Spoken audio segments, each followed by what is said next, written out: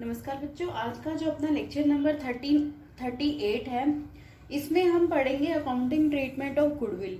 Lecture number 37 में हमने पढ़ा था calculate the new profit sharing ratio and gaining ratio, क्योंकि हमने रिटायरमेंट चैप्टर स्टार्ट किया हुआ था, रिटायरमेंट और डेथ ऑफ अ पार्टनर। इस चैप्टर में हमारा जो गेनिंग रेशियो निकालते हैं उसका फॉर्मूला हमने लास्ट लेक्चर में पढ़ा था। गेनिंग रेशियो का फॉर्मूला क्या था? New ratio minus old ratio. ठीक है, अब हम पहले एक बार सेक्रीफाइस रेशियो और गेनिंग रेशियो के बीच का डिफरेंस पढ़ लेते। सेक्रीफाइसिंग रेशियो कब कैलकुलेट किया था? इससे पहले वाले चैप्टर में कब किया था? उसमें क्या था कि जब कोई पार्टनर का न्यू पार्टनर जब एडमिट होता है पार्टनरशिप फर्म में, तब हम सेक्रीफाइसिंग रेशियो कैलकुलेट करते हैं।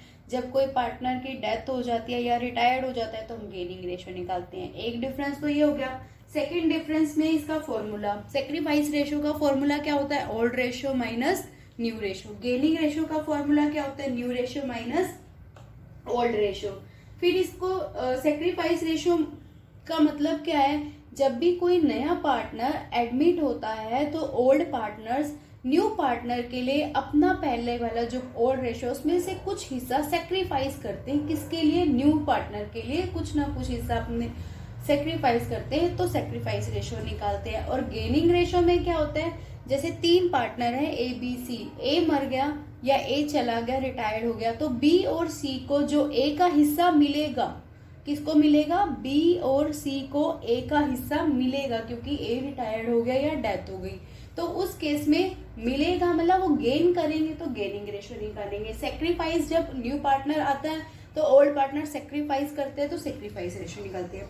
ये तो है इसके बीच का मेन डिफरेंस। एक मेन पॉइंट जो आता है वो है जब हम ट्रीटमेंट ऑफ गुडविल करते हैं, जैसे आज हम कर रहे हैं accounting treatment of goodwill.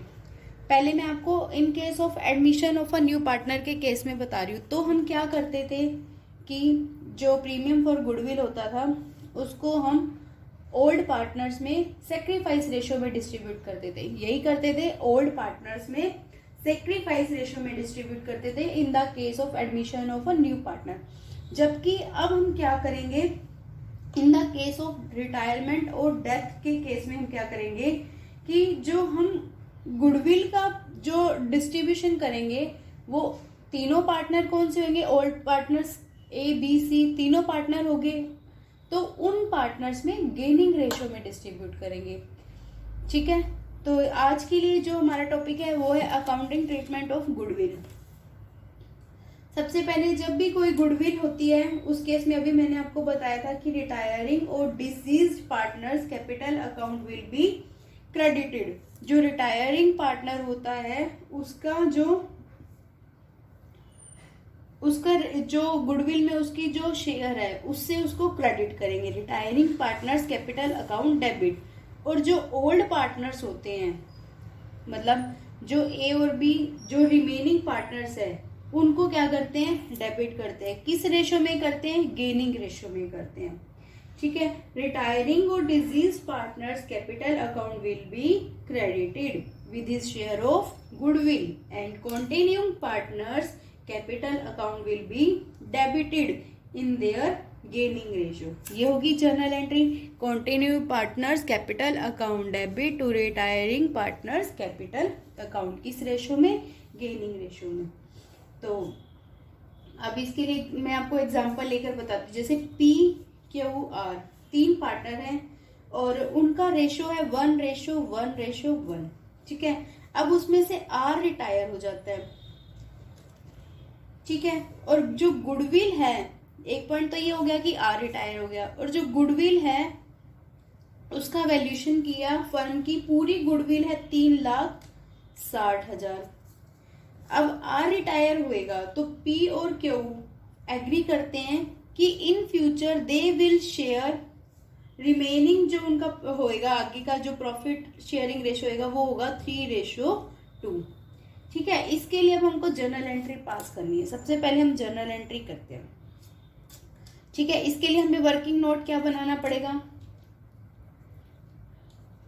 Working note. अब पार्टनर क्या हो रहा है? रिटायर हो रहा है। रिटायर के केस में हम क्या निकालते हैं? गेनिंग रेशियो निकालते हैं। याद रखना हमेशा बेटा कि जब भी कोई पार्टनर रिटायर होता है तो उस केस में हम गेनिंग रेशो निकालते हैं। गेनिंग रेशो का फॉर्मूला क्या होता है? New ratio minus old ratio. ठीक है, अब पी का अगर हम गेन निकालें, पी कितना गेन करता है? पी का न्यू रेशो क्या है? 3/5, 3 divide by 5 minus 1/3 old ratio, ये आ जाएगा 4/15। और क्यू गेन कितना कर रहा है? क्यू गेन करेगा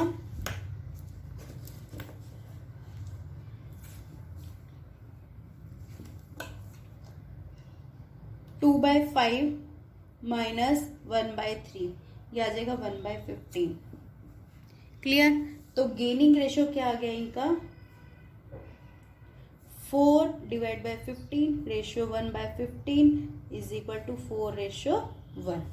ये आ गया इनका गेनिंग रेशो। अब हमें जर्नल एंट्री पास करनी है किसके लिए? 3,60,000 जो गुडविल की टोटल वैल्यू है, इसमें से हमने आर का शेयर निकालेंगे। आर का कितना है? 1/3 है, तो कितना हो गया? 1,20,000। 1,20,000 को आर का कैपिटल तो क्या होगा? क्रेडिट होगा। और जो रिमेनिंग कितने हैं? पी और क्यू, उनका कैपिटल अकाउंट क्या होगा? डेबिट होगा। P's capital account debit, Q's capital account debit to R's capital. R की इसमें जाएगा 3,60,000, फिर 3,60,000 को 4:1 में डिवाइड कर देंगे क्योंकि ये गेनिंग रेशो है। ठीक है, अब है नेक्स्ट। ये तो था कि जब कोई पार्टनर जा रहा है, रिटायर हो रहा है, तो उस केस में हम लोग क्या करते हैं। ठीक है, अब एक तो था कि बुक्स में जब गुडविल की अमाउंट दी हुई है, व्हेन, ये न्यू अलग टॉपिक है, देख लेना। When the goodwill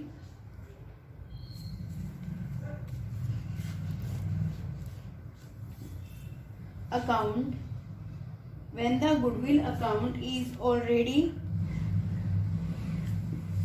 appearing in the books, मतलब बैलेंस शीट में हमें गुडविल पहले से दी हुई है। जो भी हमने केस किया था इससे पहले वो तो था क्या? Valuation of goodwill. अब है ऑलरेडी हमें दी हुई है, तो जब ऑलरेडी हमें दी हुई है तो इस अकाउंट को हमें क्लोज करना होता है। क्या करना होता है? अकाउंट को क्लोज करना होता है। गुडविल को मतलब राइट ऑफ करना होता है। जब गुडविल को राइट ऑफ करेंगे तो फिर क्या है? 3 पार्टनर हैं, P Q R. P Q R को ही ले लेते हैं, तो P's capital account debit, Q's capital account debit, R's capital account debit. Goodwill का अकाउंट खत्म करना है तो आ जाएगा गुडविल अकाउंट। ठीक है, P's capital account debit, Q's capital account debit.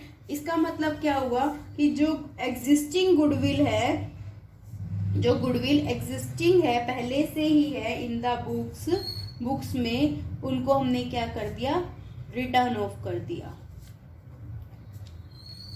दोनों एंट्रीज में कंफ्यूज मत होना, दोनों अलग अलग है।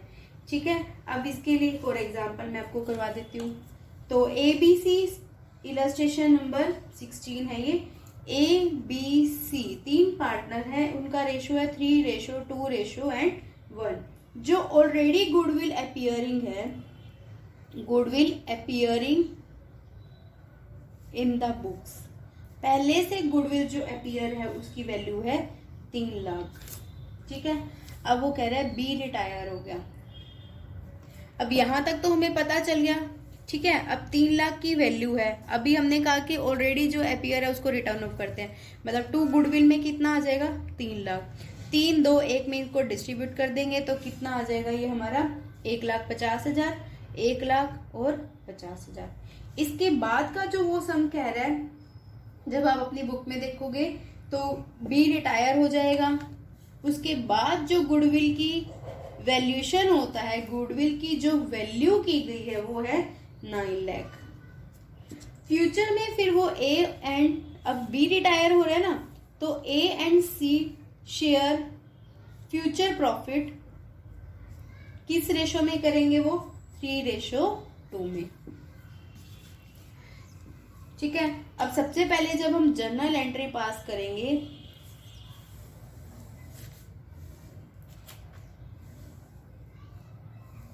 फर्स्ट ऑफ ऑल हम कौन सी एंट्री करेंगे, गुडविल को राइट ऑफ करने की। अभी बताया था 3 पार्टनर है, A is capital account debit, B is capital account debit, C is capital account debit to goodwill. Goodwill को हमने क्या कर दिया, ये रिटर्न ऑफ कर दिया। कितनी वैल्यू है इसके पास, 3 लाख। 3 लाख को 3:2:1 में डिस्ट्रीब्यूट कर देंगे तो आएगा 1,50,000, ये आएगा 1 लाख, यहाँ से आएगा 50,000।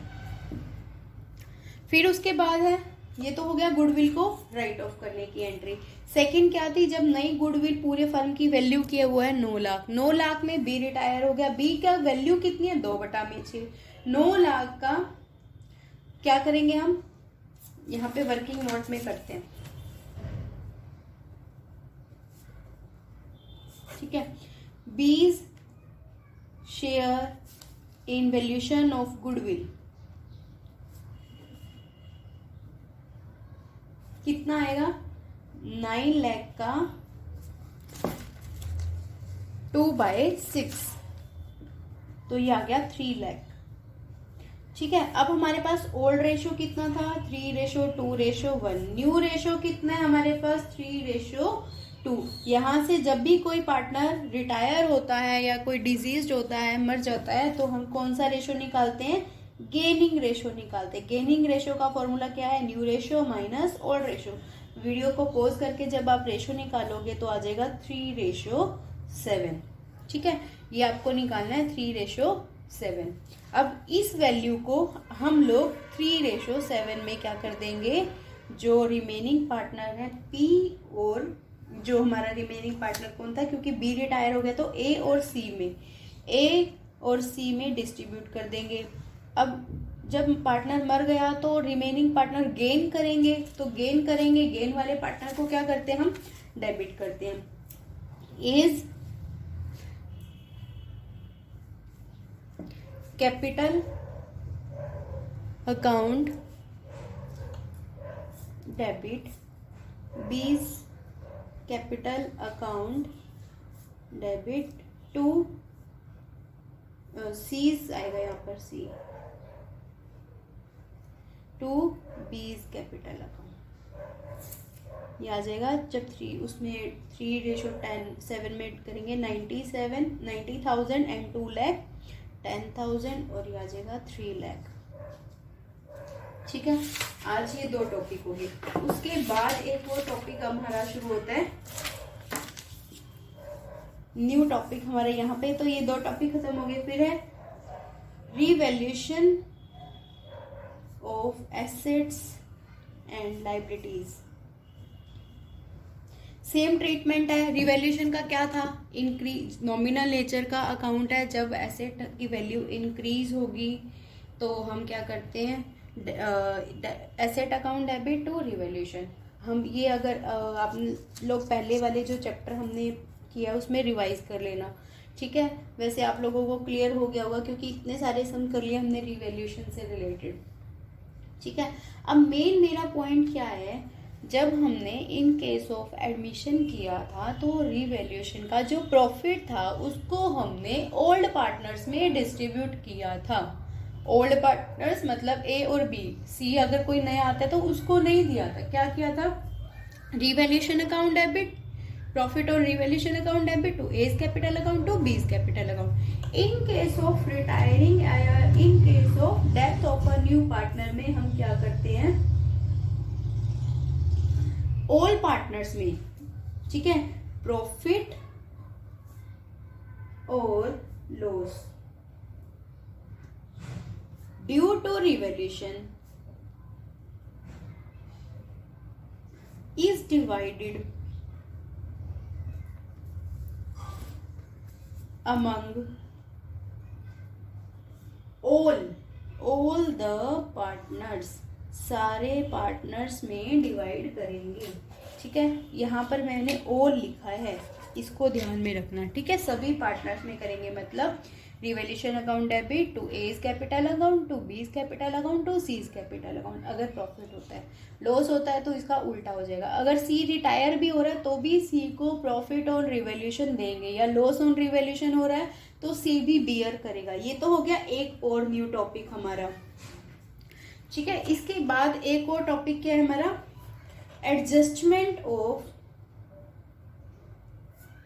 accumulated profits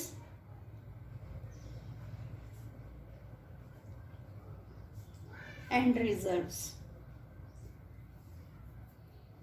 ये भी सेम क्या होगा, ऑल पार्टनर्स में डिस्ट्रीब्यूट होगा, ठीक है। अगर कोई भी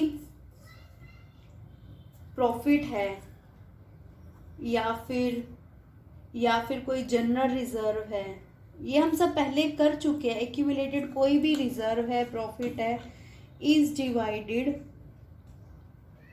अमंग ऑल द पार्टनर्स, ठीक है। ये आपको याद रखना है। इसके लिए एक एग्जांपल मैं आपको बताती हूँ। सपोज हमारे पास PQR 3 पार्टनर है, 2:1 उनका प्रॉफिट शेयरिंग रेशो है। और जो हमारे पास प्रॉफिट एंड लॉस अकाउंट का क्रेडिट बैलेंस हमें गिवन है बुक क्वेश्चन में, वो हमें गिवन है 15,000, ठीक है। और जनरल रिजर्व हमें गिवन है 60,000। और एक और किया था ना हमने, workman compensation reserve. Workman compensation reserve भी हमें गिवन है 10,000। वर्कमैन कंपनसेशन रिजर्व से रिलेटेड कोई भी इंफॉर्मेशन हमें गिवन नहीं है, मतलब ये फर्स्ट केस हो गया। अब इसको लेके उसने कहा है कि एट द केस, और इसमें रिटायर कौन हो रहा है, आर रिटायर हो रहा है, ठीक है। आर क्या हो रहा है, रिटायर हो रहा है। तो फिर हमें जर्नल एंट्री पास करनी है, पास जर्नल। तो हम जर्नल एंट्री के लिए क्या करेंगे, सबसे पहले हम अपना फॉर्मेट बनाएंगे।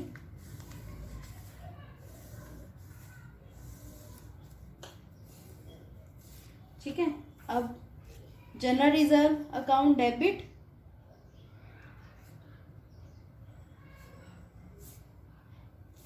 Profit and loss account debit, workman compensation reserve account debit to all partners, ALL all. All कौन कौन से है, P's capital account to Q's capital account to R's capital account. General reserve की अमाउंट कितनी है, 60,000। Profit and loss की 15, और ये 10,000। कितने हो गए टोटल, 85,000। 85 को जब हम करेंगे तो इनको इसमें जब पार्टनर्स की कैपिटल अकाउंट में जब डिवाइड करेंगे तो किस रेशो में डिवाइड करेंगे, 2:1 में। ऑल पार्टनर्स में ओल्ड रेशो में डिस्ट्रीब्यूट कर देंगे। तो हमारे पास जो अमाउंट आ जाएगी 34,000 एंड 17,000, ठीक है। यहाँ तक आप लोगों को जो हमारा रिटायरमेंट का टॉपिक है वो कंप्लीट हो रहा है, ठीक है।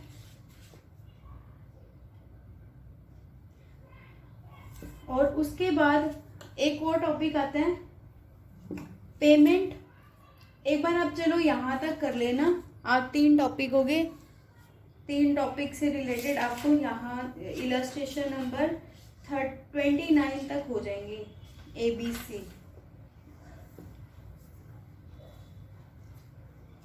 उसके बाद जो एक और टॉपिक है उसका नेम है payment of the amount due to retiring partners. मतलब जो पार्टनर रिटायर हो रहा है उनको जो पैसे भी तो देंगे ना, अगर वो कोई पार्टनर जा रहा है तो कैसे देंगे। एक तो फर्स्ट केस होता है कि उसको कैश में पे कर दो, पे इन कैश, ठीक है। एक सेकंड होता है कि उसको लोन, मतलब कैश में पे नहीं किया तो फिर उसका transfer to loan account, transfer to his loan account. दो केस होते हैं, जब पे इन कैश कर रहे हैं तो फर्म में से क्या हो रहा है, कैश जाएगा, तो उस केस में हम क्या जर्नल एंट्री करेंगे, जो रिटायरिंग पार्टनर है, retiring partners capital account debit, यही ठीक है। और टू किसको कर देंगे, कैश या बैंक को, टू कैश या बैंक अकाउंट। ये तो हो गया इस केस में journal entry, retiring partners capital account debit to bank account. अब इस केस में हम क्या जर्नल एंट्री करेंगे, retiring partners capital account debit, ठीक है। अब कैश या बैंक में तो हम लोग उनको उसको नहीं दे रहे, तो उसके लोन अकाउंट में ट्रांसफर कर रहे हैं, तो क्या कर देंगे, to retiring partners loan account, to retiring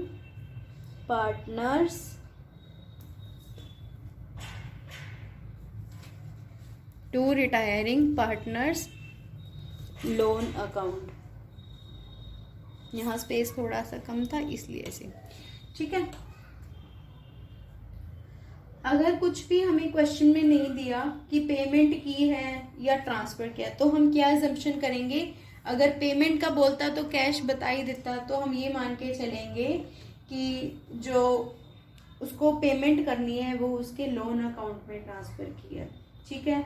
और लोन पे जो इंटरेस्ट का होगा, जब तक उसको पूरा पे नहीं किया जाता उसके ऊपर इंटरेस्ट मिलेगा 6% पर एनम